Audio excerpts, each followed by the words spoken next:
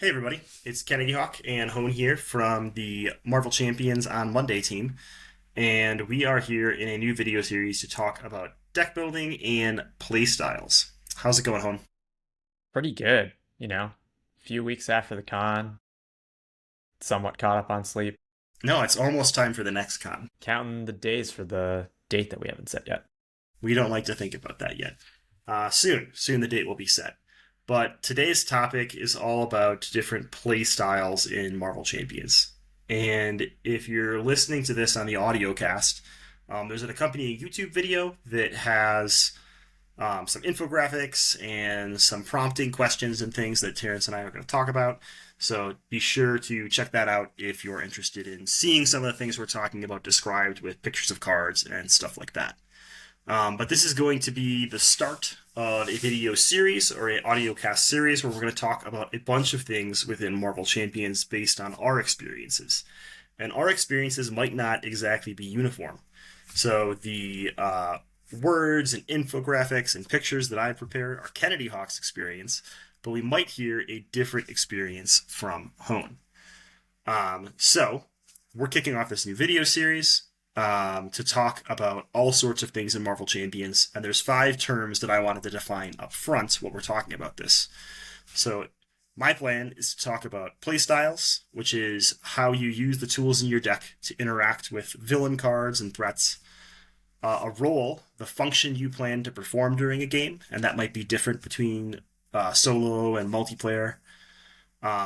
Aspects, right? The choice we all get to make when deck building, which aspect to pick, and then archetypes, which in my opinion are a niche or a corner within an aspect or across multiple aspects that focus on a certain mechanic or set of mechanics.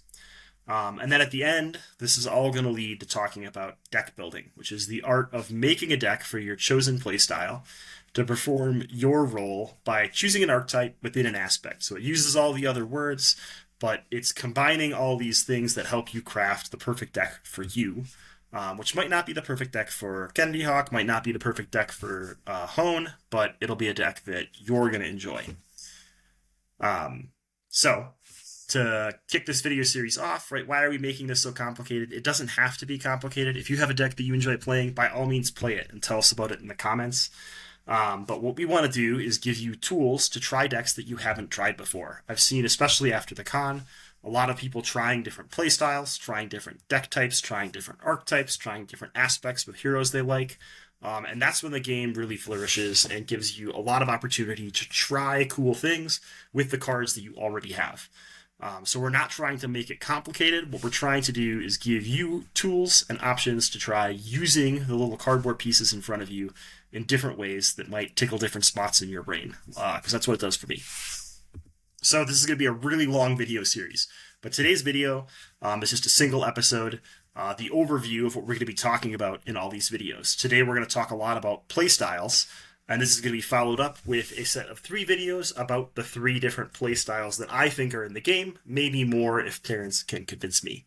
We're going to have special guests on for each of those videos that focus in those playstyles.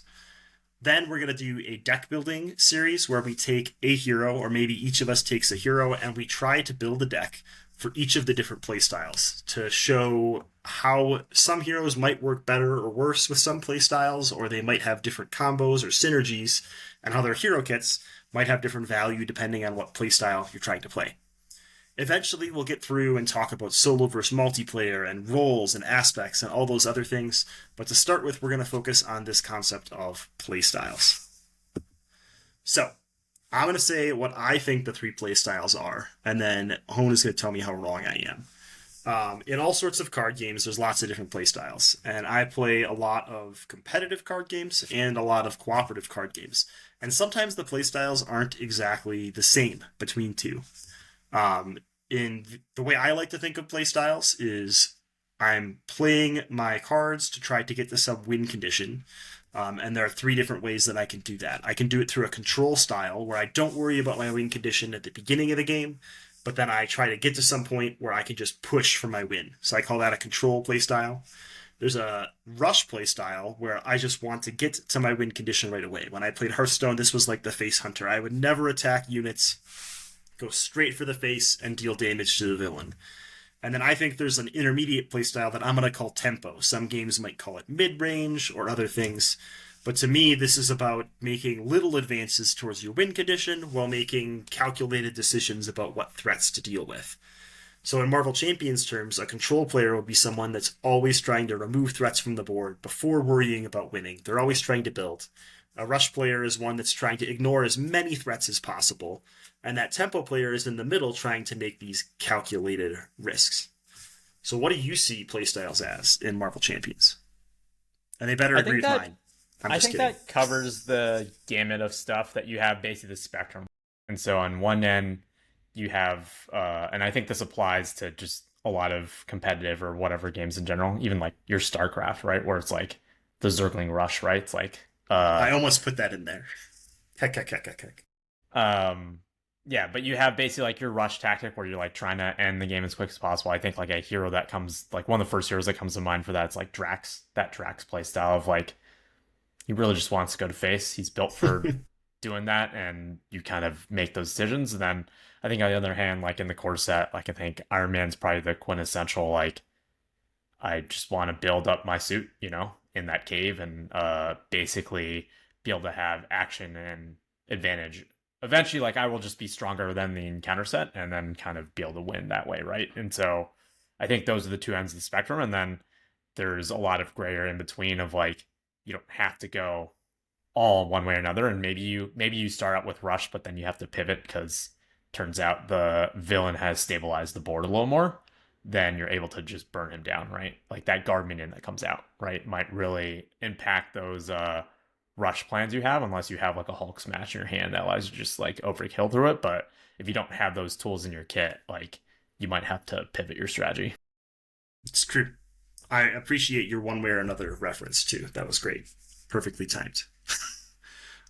So I talked with a few people, and some people said, well, what about other archetypes? Some people like to have more than 3, and I think that's totally fine if that's the way you see it.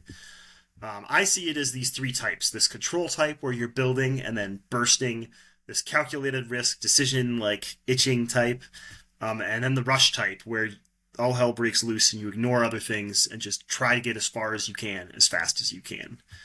But in other games, people think of other things. And I think in Marvel Champions, there's some other cool facets of playing the game that you can think about. One thing that comes up often is combo its own playstyle. My argument for that is that combo isn't technically its own playstyle because you can combo within other playstyles. You can build a deck that tries to combo turn 1, right? I play this Hawkeye, of course, aggression deck where I run skilled strikes and mean swings, and I try to just like swing for 13 round 1, right? Sometimes that just knocks out a standard Rhino if you draw the right cards. And that is a very combo-heavy rush deck. But you can also build a very combo-heavy control deck where you need this widget in play and that widget in play and this widget in play. And once you have all those widgets in play, the villain just disintegrates. And I haven't quite figured it out, but I'm sure there are also tempo combo decks. And I think what happens with tempo combo decks are maybe you need one piece built on your board, and then it enables a bunch of cards in your hand to be a little more efficient while you're trying to chip away. So I think combo can kind of fit within the other archetypes. And another type of deck that I really enjoy playing in Marvel Champions is a thematic deck. And I think it's the same thing there. You can build a thematic deck, but then play it with one of these play styles. You can play a very tempo deck where you're using these thematic allies to swing face and not necessarily block and control, or you can play it very control-y where you're defending with allies while you build your board. So I think that those other play styles exist. They might be sub-styles, but I think they cross-cut the other 3 parts of this spectrum. What do you think about thematic and combo play styles or deck builds? I almost feel like how we're defining playstyle, at least in this pod, it almost feels like, not exactly, but to me it feels like pace or speed, right? Mm-hmm. Like combo and theme are just a totally different axis, right? So it's just hard to compare. Like you can't really compare them because they're just orthogonal to what we're talking about here.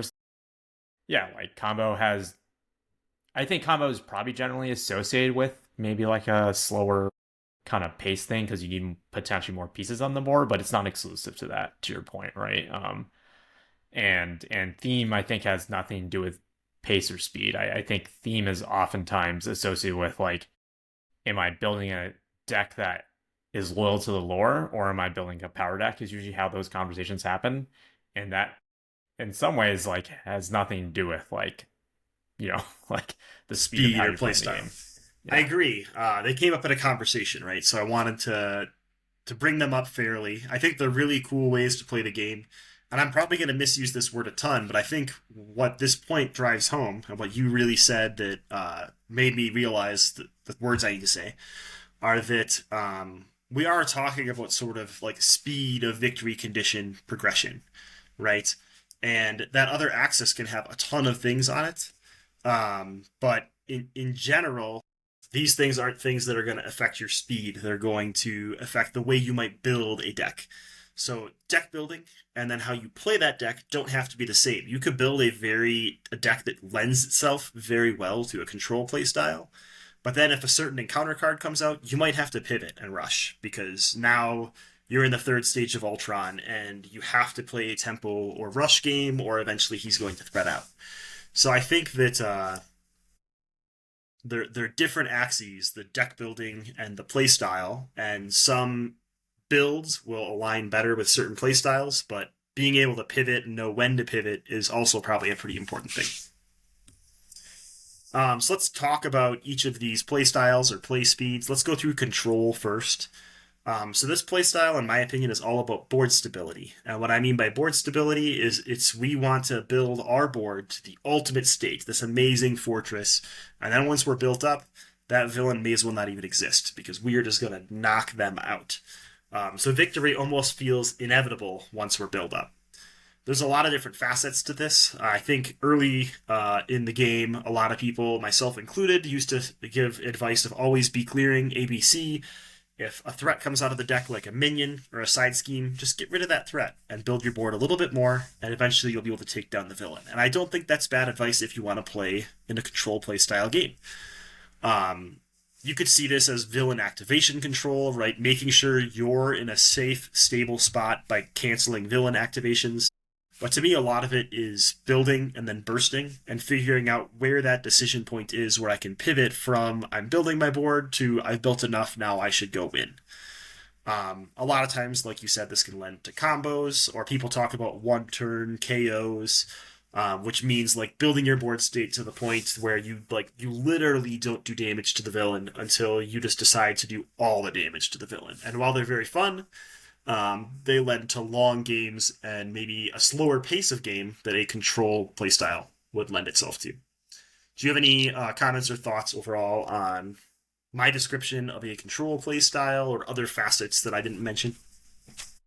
How you describe it makes me think it's like I think I mentioned this before to you in private, but this reminds of like playing a Euro game.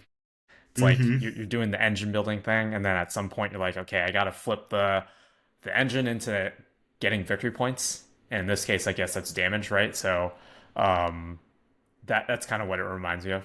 But yeah, no, I think that's pretty spot on. I think it's the most popular, probably play style, both from early on in the community and like in the core set. I think you just have two heroes that really just lean into that, where you have like Black Panther and Iron Man, which I mentioned before. Like they literally are building out their suit, right? Like it Mm-hmm. doesn't get more. Like I'm literally building out my board. And a lot of these heroes just it is such a fun play style for a lot of people because people like that feeling of progression in these kind of games, I believe. Like I think that's what it gets you. It's like what I can do on turn one is very different what I can do on turn even like three or five. So you like all these like suit like upgrade heavy, I think Mm-hmm. heroes. I mean, it feels fantastic when you get your whole kit together, right? And you can do like twice as many things on that fifth turn that you could on the first turn. If you're a player that likes to have 30 cards on your board, control is the playstyle for you. Your joke about a Euro reminded me early on in the game when we used to play this. I used to complain about Rocket a lot. I might still do that because we had this one player that was a notorious Rocket player, and they were a control Rocket player. They would use all this extra card draw from Rocket to build this like inevitable board, and their turns always took forever because of it. So we didn't play a Euro game on the side, but this was like there were always three of us that would play. And we would have a second game on the side that we would slowly play. Not a Marvel Champions game, like like a game of chess or something like that. And we would take our turns during the rocket player's turn. It was pretty funny. Anyway, funny memories. They go back. So, just talking a little bit more about control, here's some prompting questions for us. So, do you think all aspects can be built into a control playstyle? That's a definite yes, just because yeah, I mean, I think it's just aspects only control part of your deck at this point, right? Like Mm-hmm. in Marvel, that's like the point. So even if you're not taking control, Nestle leans in your aspect, like you, there are heroes that lean towards that much heavier, and that might dictate the deck, right? Yes. I think they can because allies inevitably are really good at control because they can, a lot of times, sort of neuter those villain activations. Now, some villains, if you're using the flight modular set or if they're punished for chump blocking, might question this, right? But in general, most aspects have the tools they need to play a control playstyle. The aspects in Marvel Champions are very broad, right? All the aspects at this point have some way to deal with threat. They have some way to play allies. They have some way to deal damage. They're all different spins on that. But it means that they're able to play this control style well because they have a way to mitigate damage or apply statuses or do what they need to help build their board out. So following on to what you just said, like you said, if the aspect doesn't have the right tools you need, you could always pick the right hero. So do you think all heroes can be built into a control playstyle? Yes, I think so. I feel like if you can build Hulk into control style, then it means you can, which I've seen him It's just a being 4 hour done. Hulk, don't worry. Yeah. I had one of those games actually at Con Heroes like 5 times. But yeah, I think so. I mean, I think you have the inverse thing, right? Like if a hero does not have that, you can always, there's plenty of stuff and aspects that help you build out board state as well, right? Like you're mentioning allies as a strong one, but I think a lot of protection decks as well. Like if you're doing that perfect defense thing, there's so many cards now that are part of the kit that you can't even include all of it realistically anymore.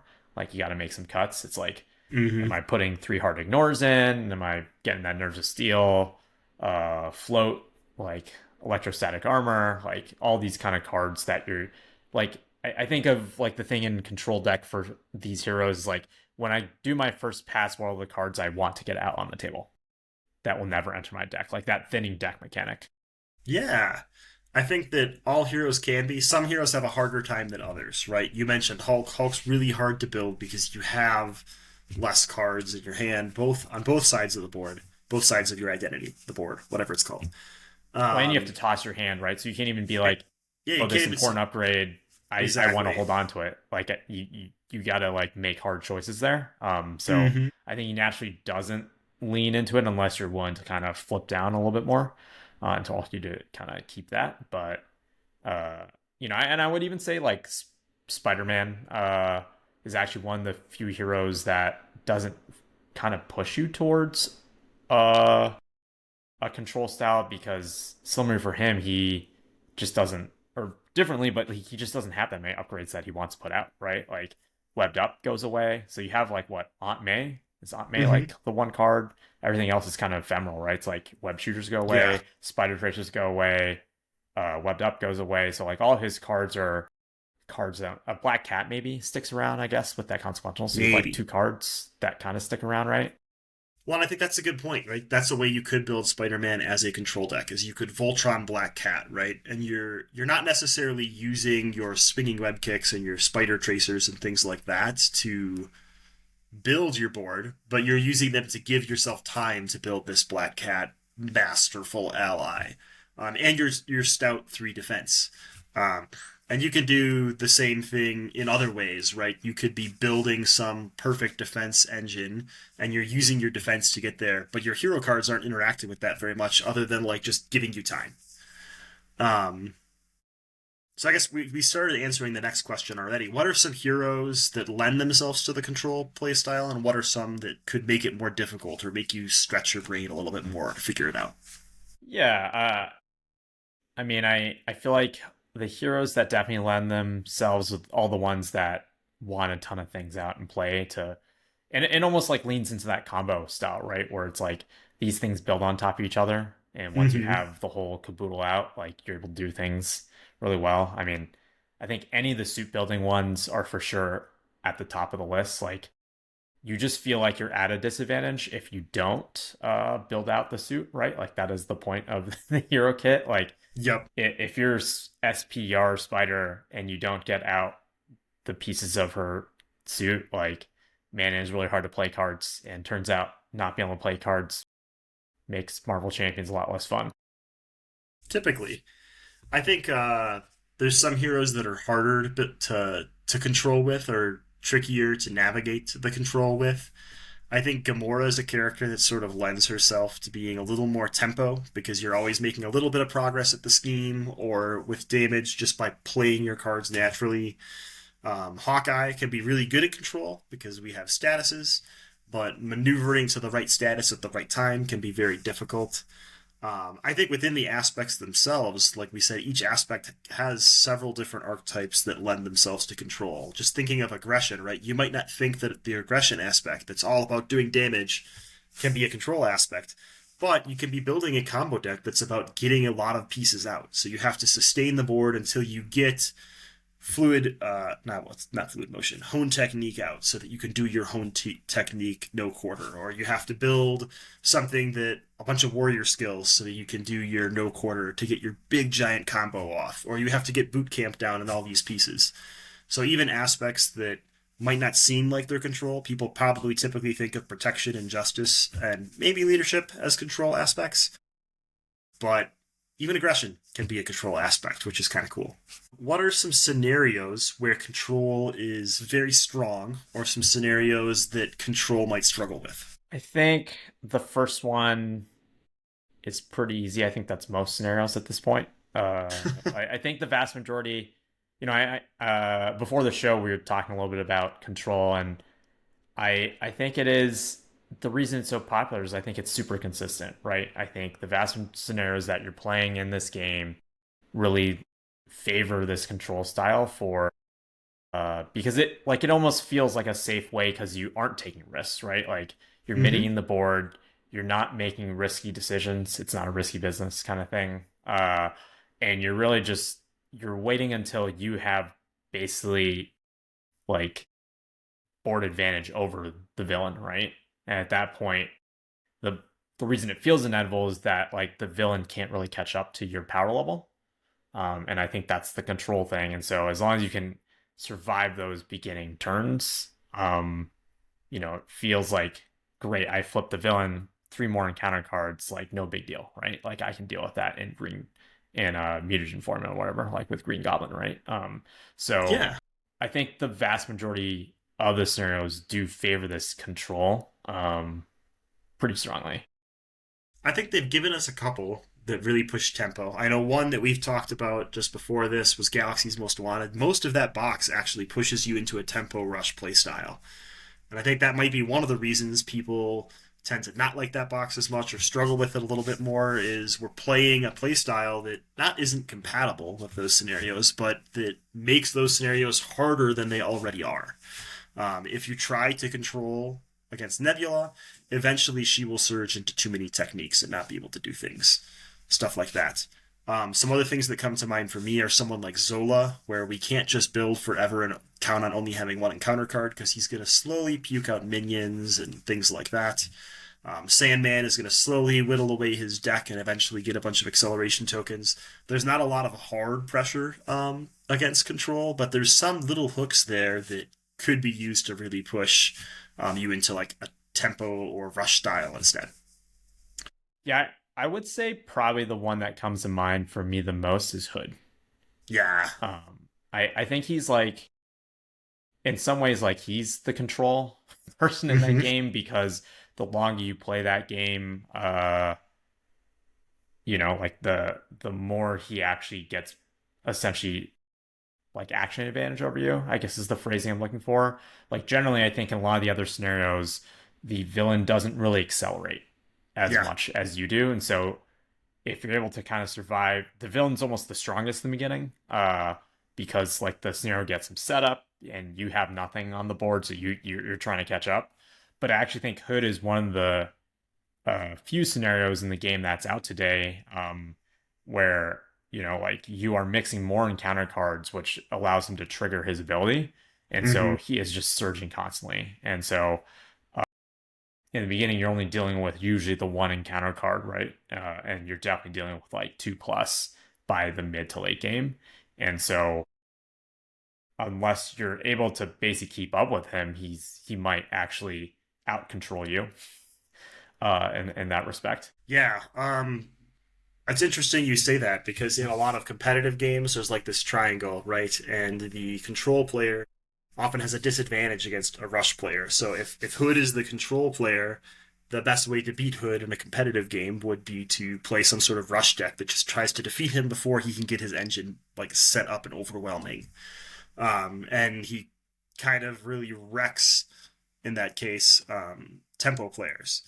In this case, I think it's a little bit different, but I think that it does make sense that a rush player would really be successful against someone like the Hood. What do you think about scenarios? I just forgot the name of the scenario, but I guess scenarios that like I guess push like I think about absorbing man, right? Like it seems like Mm-hmm. he could have been a very hard scenario for a control player, but they never really pushed it super hard in probably because it was the first box, Rise of Red Skull. But you do get those Yeah, counters, and I feel like one of the interesting things about that scenario is that in theory, like he does power up and you can't remove them. So I think one of the things that happens with Red is that you can always get it back down to zero. And I think what makes like the third scenario in Ultron force you into rush is that you literally have no choice, right? Like I can't remove threat off the main scheme, and so it forces you in that mode. And Absorbing Man has this other currency, but I think they just don't really push it by design. Like I think they just didn't want the second scenario to be insanely hard. But you can imagine that mechanic where like for every X number of counters, like he levels up. yeah. I feel like there's two sort of ways to push people out of a control play style, and one is overwhelming them with encounter cards like Hood. We've seen how people have responded to that. The other one is something like you're saying, where you remove the inevitability. I can't say that word. You remove like the overwhelming odds of winning from the scenario by giving it a timer or a limit or like an eventuality that the villain could win. And I think that's a really cool way to do it. I hope we see more of that. Let's jump to tempo. To move our video along, we'll jump to tempo. This playstyle for me is all about calculated risk. When do I prioritize the threats coming out versus my win condition? When can I push to my win condition? Can I get there a little bit faster while still maintaining a somewhat safe board? I think this is really good for versatile deck builds where like you might end up wanting to control for a bit or might want to push for a bit depending on the scenario. For scenarios where you have to pivot very quickly, maybe you can control Nebula for a round or two, but now you have to be able to pivot to a different scenario. So these inter between decks, they're really good ones at letting you figure out how to make the decision of when to do damage, but they can lead to decision fatigue because you have to make a lot of choices in your turn based on the threats that are on the board. Um, Another question I had was like, do combo decks make sense here when you're not building to a combo or trying to burst to a combo right away? What do you think about the tempo playstyle? I think this is a pretty interesting one that I think people don't talk a lot about. I think you hear about your rush decks that try to win games fast, and then you hear a lot about control and tempo. People maybe don't even call it tempo. Like I think that's Mm-hmm. maybe a thing. How I kind of interpret tempo is like you're really trying to think about action advantage. I think in that initial turn, right? And so you're balancing basically like making some long term plays, really like thinking about if I do this, am I taking like a tempo hit in that, like do I have the space to kind of do that with like what the kind of encounter deck is throwing at me? And I think one of the interesting things about Marvel versus some other games is that the villain phase is after the hero phase completely. So like you have to make some decisions up front about that for that round as well. Totally. I think that's a really good point that sometimes we don't call it tempo, we call it some intermediate sort of scenario. I really like the idea, the thing you just talked about building in that first phase. I actually think the way Marvel Champions is formatted, where we get a hero phase before that first villain phase, really shapes the way the game works. Because if the villain took the first activation, like they could make a scenario where that happens, that would be cool. You'd constantly be in this cleanup state. So I don't know if that would push you more into control because you'd have things to clean up right away, or depending on what comes out, if that might push you more into rush because you say there's such a mess, I just got to get out of here.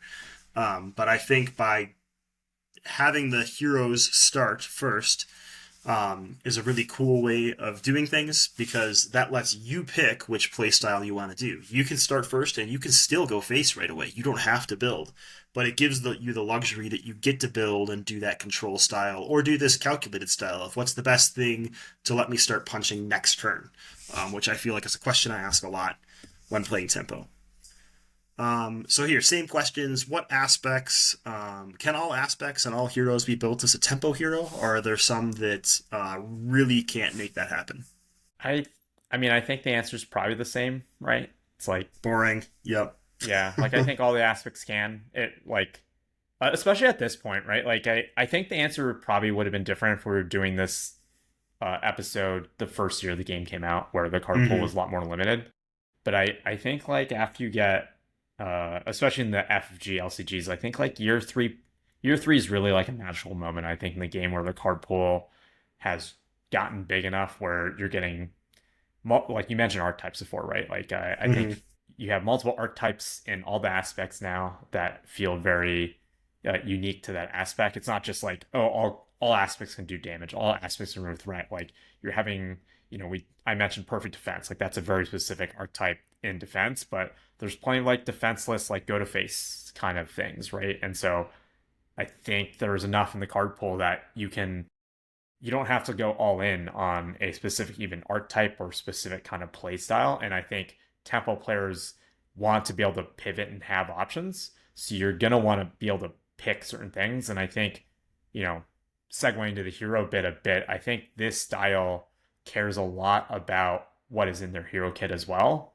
to kind of be able to have options on the table, right? Like I feel Hmm. like this play style, at least in my head, is about how do I make trade advantages and things. And so I need to care a lot about like what's in my deck to give me the options on the table depending on like what is coming out so I can make those decisions. Yeah, I agree with everything you said, and I think we already talked about this a little bit, but there are scenarios that are easier for tempo or harder for tempo. I think a scenario like Risky Business can be very difficult for a tempo team because you're constantly pushing Norman Osborn and flipping him. It's a completely different way to play the scenario than we're used to. I think scenarios like Nebula and Hood and Ronin are really good examples of scenarios that lend themselves to a tempo playstyle. Because I think in this game, when the encounter deck just pukes cards at you, there's usually too many threats for you to ignore them all and go rush. There's also too many threats for you to try to build because you get to build too slowly that eventually you get overwhelmed. So you really have to make this calculated risk of I'm going to build a little bit, but just enough to handle these two threats, and that threat I'm going to have to ignore for the time being. So those encounter decks that just like dump cards on you seem like a good matchup for a tempo style deck. Do you have any favorite tempo moments playing Marvel Champions? Tempo moments. Why don't you go first? My favorite tempo moments are always losses where I make the wrong decision. So maybe that's a bad example, but I mean I can think of a lot of them. Right? There's times when I think I'm really close to being able to win in the next round, and I say, oh, I can ignore that minion. And then Claw boosts another minion, and then my encounter card is a gang up. And I made the wrong calculated risk by leaving that first minion out because I had just enough hit points to be defeated. So those are those tense moments in tempo for me that are really exciting. I also think that tempo is really fun when a minion starts in play. So things like mutagen formula and some other scenarios where you start with a minion in play, you get that tempo decision right away of I took a tempo hit immediately because there's a thing in front of me. So how do I get my tempo advantage back? And to me, those are really like fun tempo situations. I guess it's not like a memory or moment, but like scenarios. Yeah, I guess like I was thinking about what are the interesting tempo scenario kind of things. I think like irrespective of scenarios, it's like I know we all curse the like losing to advance in a solo game kind of thing, or not even a solo game, but I feel like that's Hmm. actually a pretty big tempo decision. Oh. Do you think it's safe? Is it a calculated risk? Am I checking the discard pile of how many advances are in the discard pile, or the villain? Like I confuse the villain, but then the advance comes out and I still lose. Yeah. I think those like in how I think about tempo are those like I'm willing to take this risk to potentially get a tempo advantage on the next turn. Hmm. And sometimes that doesn't pan out. Sometimes you calculate wrong, right? And I think that's like one that people talk about a lot, especially as they get into the game and they curse the advanced card. Talk about maybe how it's super hard for solo or swingy. Um, I think there's tempo scenarios. I think Green Goblin, I guess Hmm. maybe he's the one we'll keep picking on, but I think in Mutagen Formula and Venom Goblin, right? Like I think one of the tactics that the game has done has been spew out a bunch of encounter cards. Like you're gonna take a tempo hit. Like the villain literally has like like action advantage that one turn, and that's like a tempo hit you have to take and adjust for. And so I think Hmm. that's how the game tries to kind of inject some of those things in to fight back against maybe super control. Is like you're gonna have to deal with 4 encounter cards this turn. Good luck.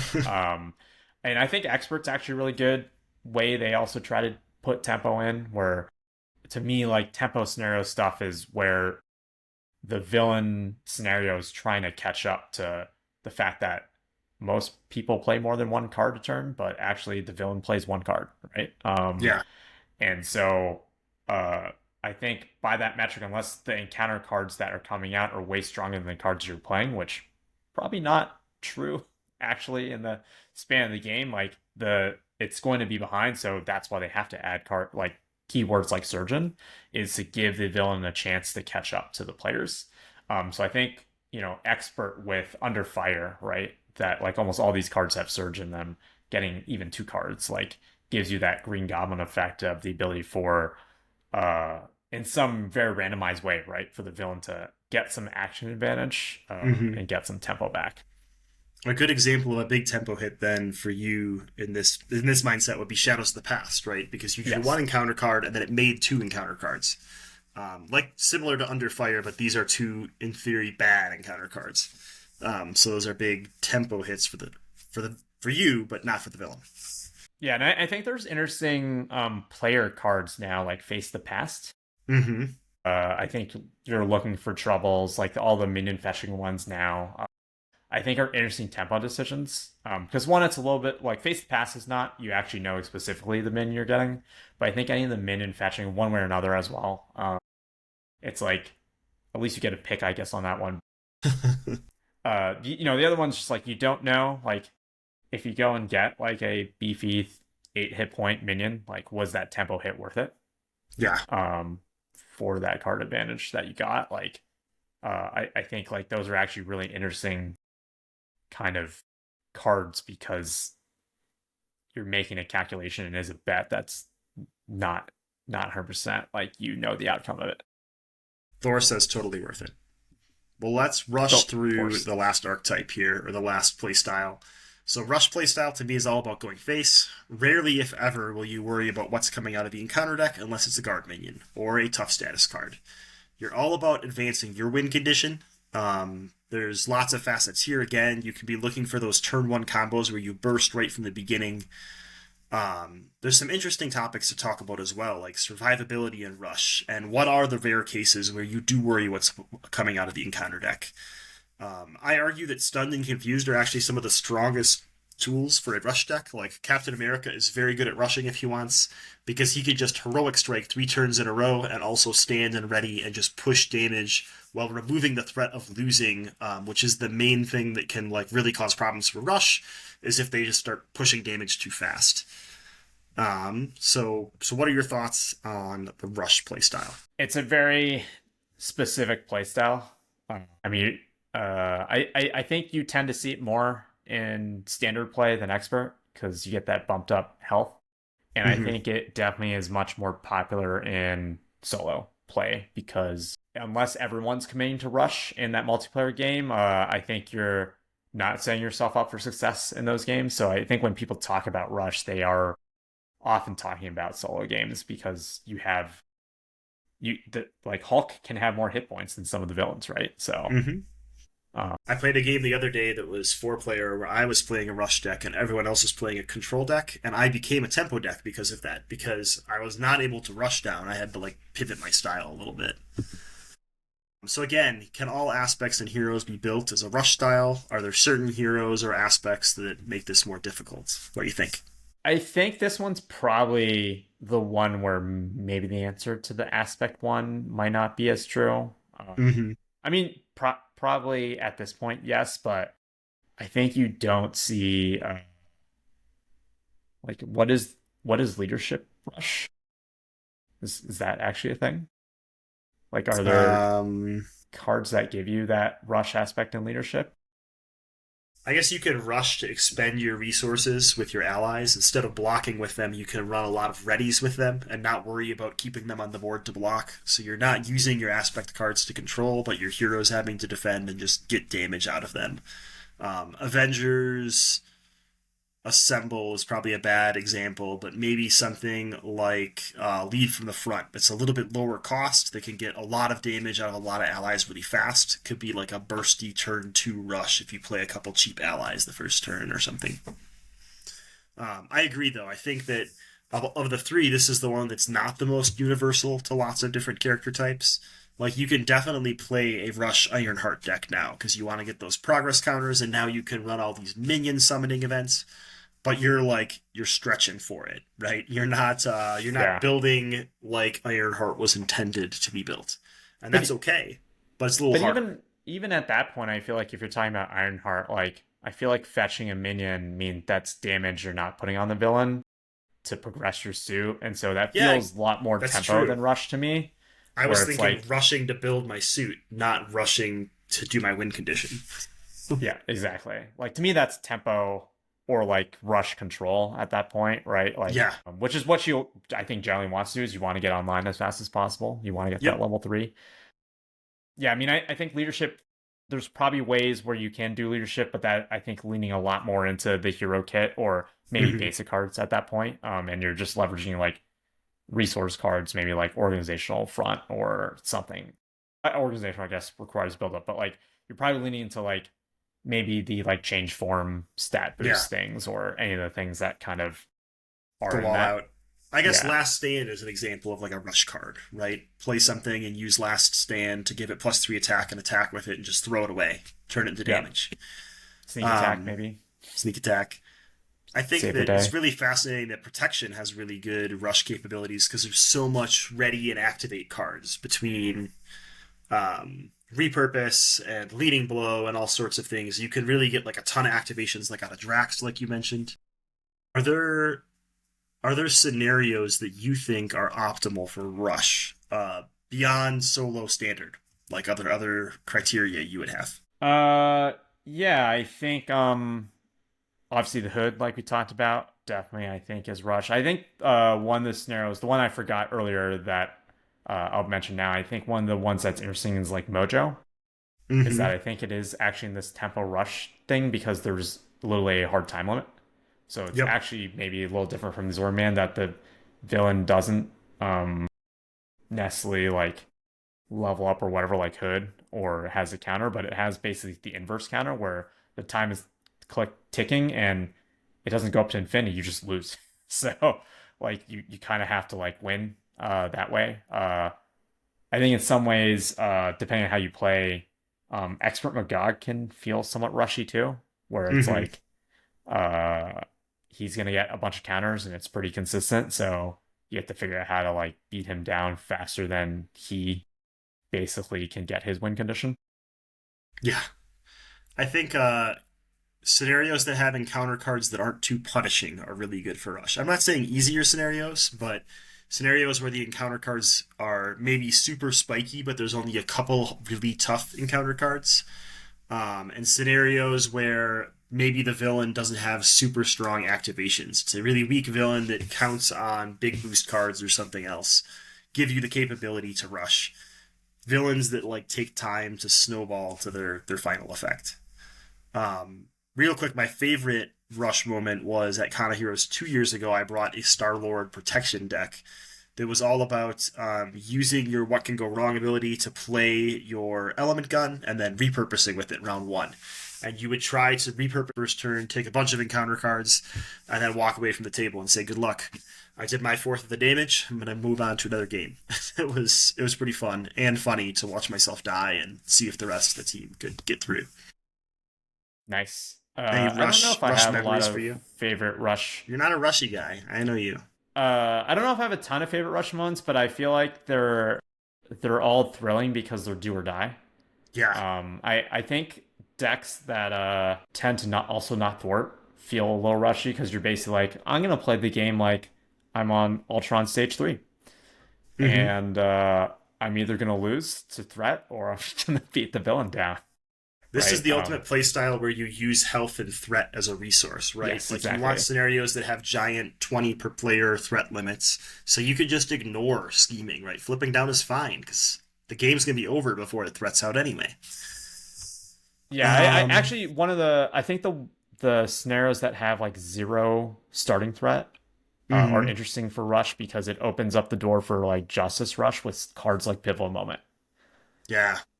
Where I think that's a card you don't see in a lot of decks, but Pivotal Moment turns out it's really good for those kind of rush styles, the ones that trigger off like zero on the main scheme. Brant's the one that kind of put me towards that kind of stuff. So knowing that there's these three styles, or we're claiming that there's three styles, do you think decks or games or playstyles can exist at the boundaries? Is it possible to make a tempo/rush or tempo/control or maybe even control/rush playstyle happen? Is control/rush just tempo though? I think a good example of control, I mean, it might be. That's what I'm asking. What do you think? I'm not going to answer for you. I mean, I guess to me, I think it's less like a circle, and more like a spectrum to me. Mm-hmm.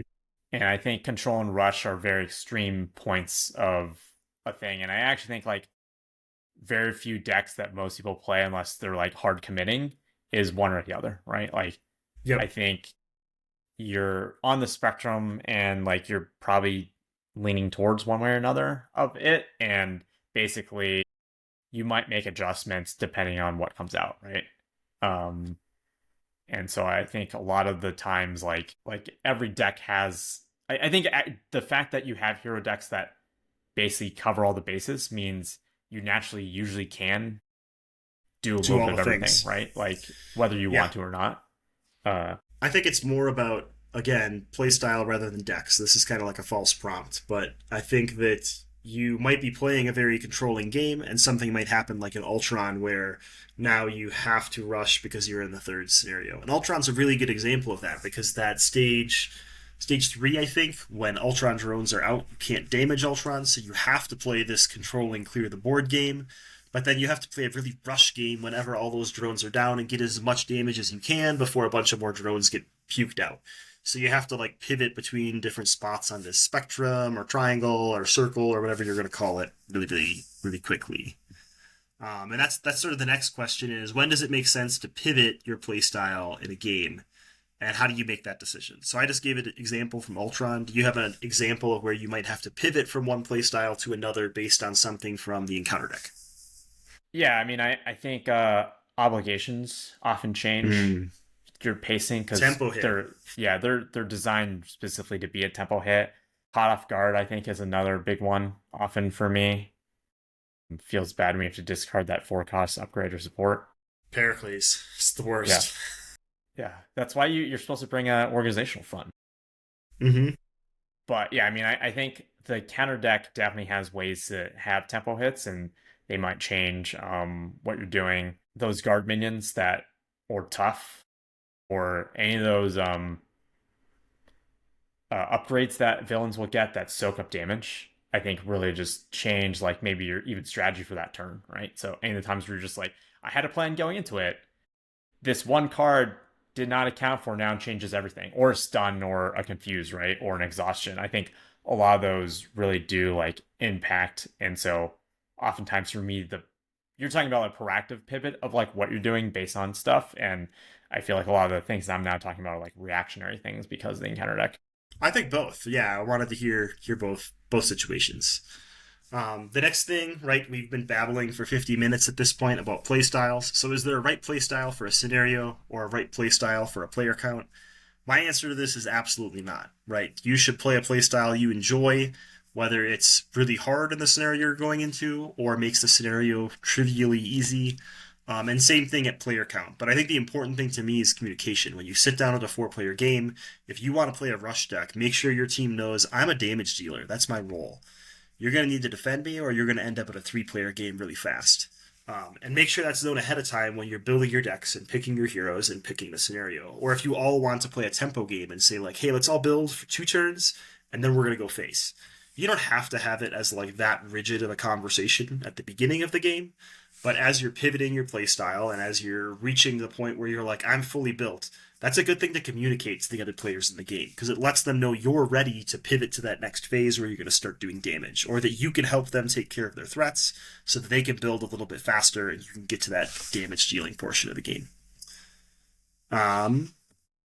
So next, let's talk about Green Goblin. We've talked about him a few times. Let's spend a couple minutes talking about risky business and mutagen formula.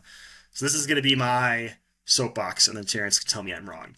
But I think that Green Goblin really pushes people, or at the time it came out, for people that weren't here then, really pushed people into this control playstyle. Myself included, definitely guilty of this. But this Green Goblin risky business scenario, if you haven't seen it before, you start with Norman Osborn in play. He basically can't attack you when he's in that form, and instead he just amasses counters on this criminal enterprise environment that act like a shield. And then once you start dealing damage, you remove those counters, that eventually you flip him into the Green Goblin, where when he's revealed, he does some damage to you, and then he can attack you but not scheme. So a lot of the strategy early on was flip to hero form and just turtle. Build, build, build, build, build, until you only have to flip Green Goblin once, because when you flip him, you just do all the damages to him. And it's a very effective strategy. It's a very stable strategy in this scenario. But I have one play group that I play with that does not like playing the control play style. We almost never play the control play style with them. When I bring my control deck with them, I find I can't even build because they've already defeated the villain or caused some other chaos for me. And the way they play this scenario is they don't play suboptimally. Maybe suboptimally if their goal is winning, but if their goal is having fun with the scenario, they just poke this guy constantly. I counted one time, and we probably flipped Green Goblin like 8 times and had to take that tempo hit of taking damage and take turns flipping down and figure out who could cover for who, and if we should flip him back to Norman Osborn so we have time to recover. And it was really fun and engaging for them. And it's sort of the opposite of what control players experience with Green Goblin because they've been so trained to take this controlling route. So I think with Green Goblin, you can actually engage with the content differently if you try the playstyle that you're not accustomed to. So if you're always a builder, if you're always a control player, I urge you to try this scenario or other scenarios in a way you haven't approached them before and see what happens when you don't focus on just building and clearing, but you take those calculated risks or all the risks like Brant, and it could be super fun. And to continue my tirade, I actually argue that Green Goblin had sort of the same effect on the community. And the effect isn't necessarily negative, it's just how the community shaped.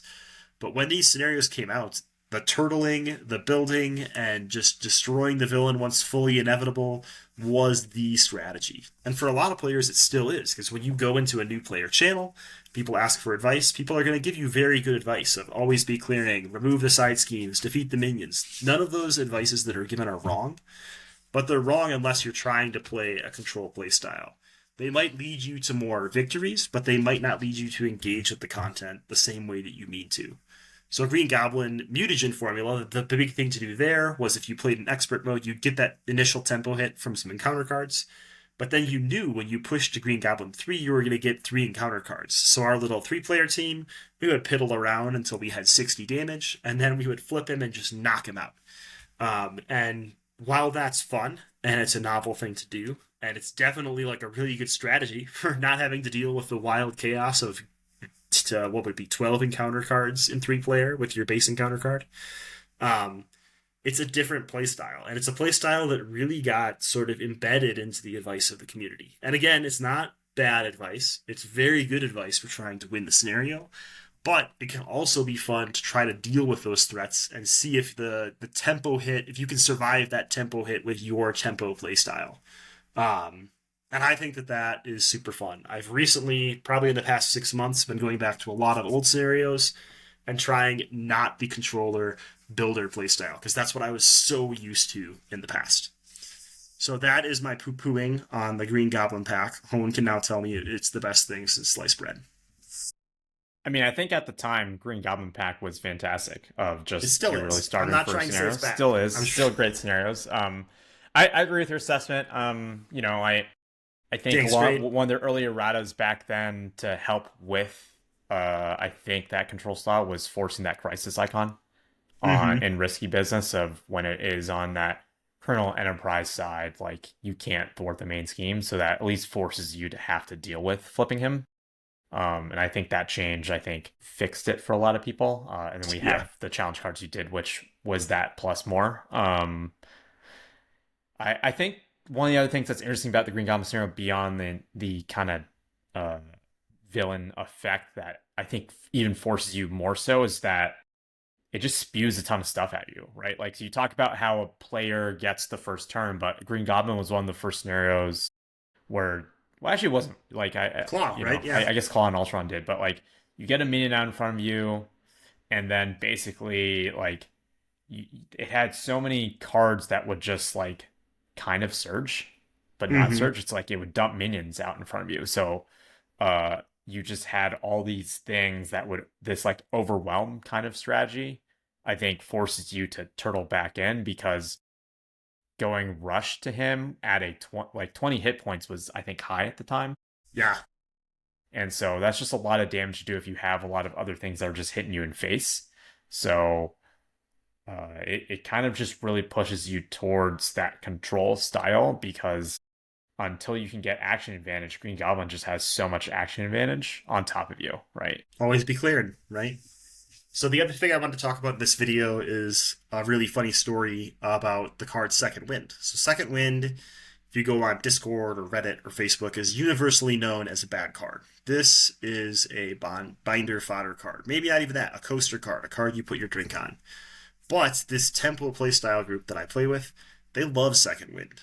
And my buddy Matt, it's like one of his favorite cards. And I remember when we were playing early on, I would pull my hair out because I was in the Discord talking with everybody, and we were talking about how bad Second Wind was. It was just a tempo hit. You may as well just flip down.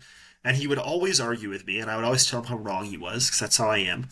But he would say, no, this is way better. I can play Second Wind on you. You don't have to flip down. You can just do your damage. That worked really well in a multiplayer game. But he would even claim success with it in solo. And I would always tease him, and he would tease me back, because that's what friends do. But eventually we got to situations where we were winning because he would play Second Wind. And it was really eye-opening to me that Second Wind was good in Matt's playstyle. It wasn't good in my playstyle, but it did help support my playstyle because I got to build more and not have to worry about recovering or defending or whatever. But for his playstyle, Second Wind really worked out because he didn't have to flip down, so he got to use threat as more of a resource so he could push more damage. He didn't have to spend an activation healing. He had to spend a few more resources to stay upright. But for him, that was worth it.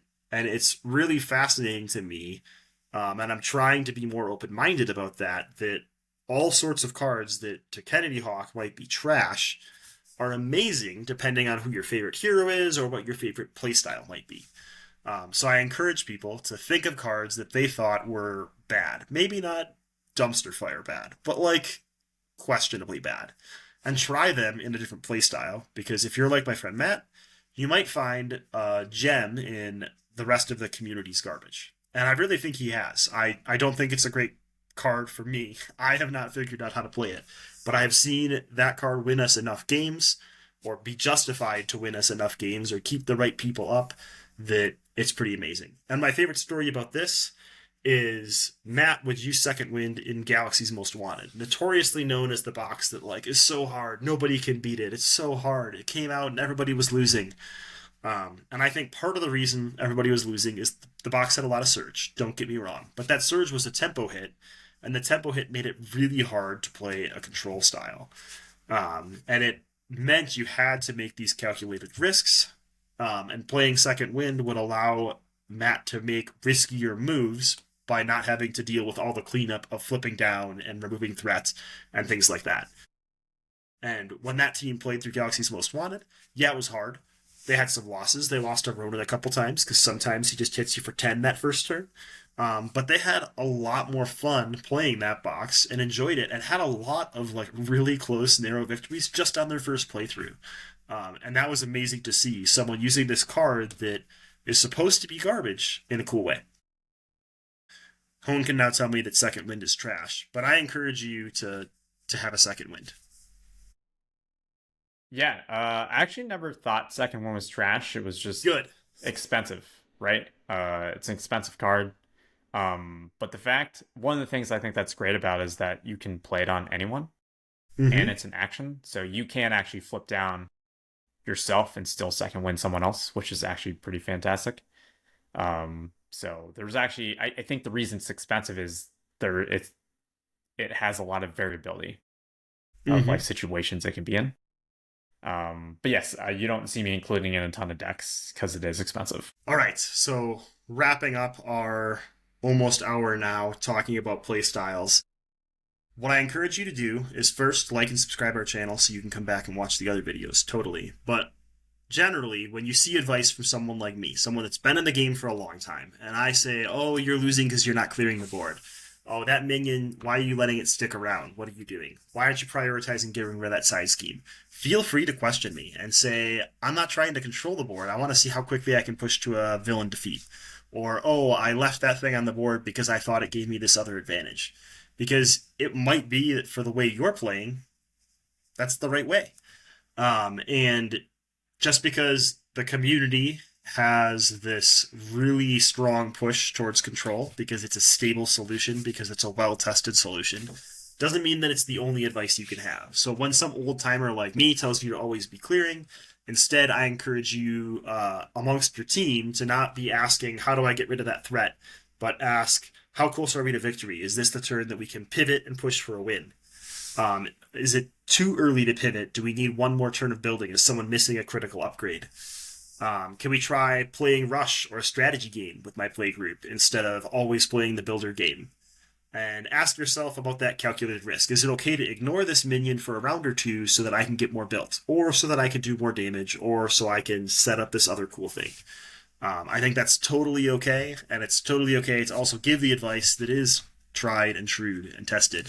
But take it with a grain of salt, because in general, the community, myself included, guilty as charged, tends to play a lot of control, and we might not be the best at giving advice for people that aren't playing that build playstyle. Terrence? Yeah, that all sounds spot on. Like you said, I think control is still great advice, and probably still the most consistent that I would give to most new players if you're looking for a way to increase your win percentage. That being said, I think there's probably some easy things to think about for some. You put minion, but actually I think one of the easiest cards to potentially ignore on the board is side schemes with acceleration. If there's like no other effects, like, you know, especially in a 4-player multiplayer, it's like one threat for like 12 plus scheme. Like I think like Peter for One Stop Co-op Shop used to always tell me how like terribly costed these, like it was never worth clearing those side schemes. And I think that's like probably one of the easiest ones where he's probably right there, right? It's like you basically need 12 turns to make this card worth clearing, right? Like, are you going to win in 12 turns? Then probably not worth clearing, right? And I think unless the cap or whatever is like super low, right? Like I think there's for sure situations, but I think those are maybe some of the calculations to start asking, like with a really concrete examples, like that one acceleration probably isn't winning or losing the game for you most of the time. So maybe you don't have to clear it. Like maybe except you can spend those resources to do something else. Totally. So I hope you enjoyed our discussion about playstyles. This was just a taste, right? This series is going to continue. It's not going to be every week because we're going to take our time to find our experts to record our videos with. We'll have other videos a different video next Monday.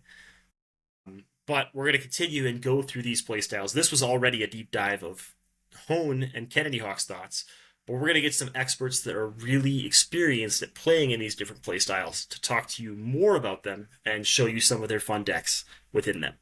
So, if you have a favorite playstyle, please let us know in the comments below. If you think that this was a crock of garbage, please let us know. But in general, try something different and really enjoy pivoting to these different types of ways to play Marvel Champions. Any closing comments from you, Terrence? No, I'm looking forward to the discussions and the people telling us how they play. Hopefully not all in control. Oh, it'll be control. All right. Thanks for tuning in. See you, everybody. Bye.